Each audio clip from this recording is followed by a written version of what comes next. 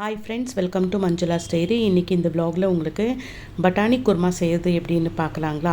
முதல்ல ஸ்டவ் மேலே ஒரு பேன் வச்சுக்கிறேன். பேன் கொஞ்சம் சூடானதுமே 2-3 ஸ்பூன் அளவுக்கு ஆயில் போட்டுக்கணும். ஆயில் கொஞ்சம் சூடானதுமே 2 வெங்காயம் கட் பண்ணி போட்டுக்கிறேன். கொஞ்சம் நல்லா ஃப்ரை பண்ணணும். ஃப்ரை பண்ணதுமே ஒரு 1/4 டேபிள் ஸ்பூன் அளவுக்கு மஞ்சத்தூள் போட்டுக்கிறேன். 1 டேபிள் ஸ்பூன் அளவுக்கு இஞ்சி பூண்டு பேஸ்ட் போட்டுக்கிறேன்.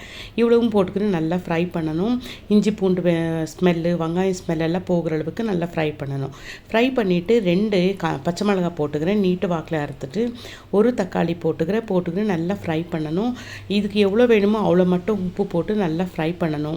ஃப்ரை பண்ணிவிட்டு லைட்டாக லிட்டை க்ளோஸ் பண்ணி வச்சுட்டோம்னா நல்லா ஸ்மாஷ் ஆகிடும். அதுலேயே அந்த ஆவிலேயே வெந்துட்டு நல்லா ஸ்மாஷ் ஆகிடும். 1 நிமிஷம் நல்லா வேக விட்டுடலாம். பிறகு இந்த அளவுக்கு ஆகிடும். திரும்பி இது மறுபடியும் லிட்டு ஓப்பன் பண்ணிவிட்டு நல்லா ஃப்ரை பண்ணணும். நல்லா ஃப்ரை பண்ணிவிட்டு நான் இதுக்கு ஒரு 1/2 kg எவ்வளோ பட்டாணி எடுத்துகிட்ருக்கேன். அதையும் போட்டு நல்லா ஃப்ரை பண்ணணும். ஃப்ரை பண்ணிவிட்டு மறுபடியும் லிட்டு க்ளோஸ் பண்ணிவிட்டு ஒரு நிமிஷம் இல்லை ஒரு 2 நிமிஷம் இதை க்ளோஸ் பண்ணி வச்சிடணும். அந்த ஆவிலே நல்லா கொஞ்சம் இந்த பட்டாணி எல்லாம் வெந்துடும். மறுபடியும் லிட்டு ஓப்பன் பண்ணிவிட்டு நல்லா ஃப்ரை பண்ணணும். ஃப்ரை பண்ணிவிட்டு இதுக்கு 2 ஸ்பூனு சில்லி பவுடரும் 2 ஸ்பூனும் தனியா பவுடரும் போட்டுக்கணும். நல்லா மறுபடியும் ஃப்ரை பண்ணணும். நல்லா ஃப்ரை பண்ணிவிட்டு இதுக்கு எவ்வளோ தேவையோ அவ்வளோ மட்டும் கொஞ்சமாக தண்ணி போடணும். நல்லா தண்ணி போட்டுட்டு மறுபடியும் நல்லா கலந்து விடணும். கலந்து விட்டுட்டு இதில் கொஞ்சமாக ஒரு 1/4 கிளாஸ் இல்லை ஒரு 1/2 கிளாஸ் அளவுக்கு பால் போட்டுக்கணும்.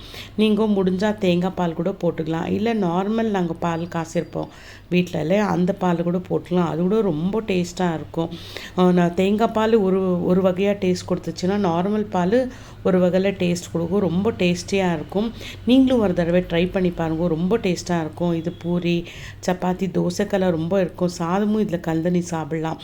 மறுபடியும் லிட்டு க்ளோஸ் பண்ணிவிட்டு ஒரு 5 நிமிஷம் நல்லா குக் பண்ணிவிட்டோம்னா உங்களுக்கு பட்டாணி குருமா ரெடி ஆகிடும். இந்த விலாக் உங்களுக்கு இஷ்டம் இருக்கும்னு நினைக்கிறேன் ஃப்ரெண்ட்ஸ். இந்த விலாக் உங்களுக்கு இஷ்டம் ஆயிடுச்சுன்னா லைக் பண்ணுங்க, ஷேர் பண்ணுங்க, மறக்காமல் சப்ஸ்கிரைப் பண்ணுங்க. பின்ன இவனுக்கு பட்டாணி இப்போ வெந்திருக்கான்னு பார்க்கணும். வெந்திருக்கான்னு பார்த்து பட்டாணி இன்னும் வேகலைன்னா மறுபடியும் லிட்டு க்ளோஸ் பண்ணிவிட்டு இன்னொரு 5 நிமிஷம் நல்லா வேக விட்டுடுங்க. பிறகு நல்லா கலந்து விடணும். இது கலந்து விட்டுட்டு இதில் ஒரு 1/2 ஸ்பூன் அளவுக்கு ஒரு 1/4 ஸ்பூன் அளவுக்கு கரம் மசாலாவும் 1/4 ஸ்பூன் அளவுக்கு ஜீராவும் போடணும். ஜீரா பவுடரு போட்டுட்டு நல்லா மிக்ஸ் பண்ணிடணும். நல்லா மிக்ஸ் பண்ணிவிட்டு மறுபடியும் லிட்டு க்ளோஸ் பண்ணிவிட்டு ஒரு நிமிஷம் வேக விட்டுட்டிங்கன்னா போதும்.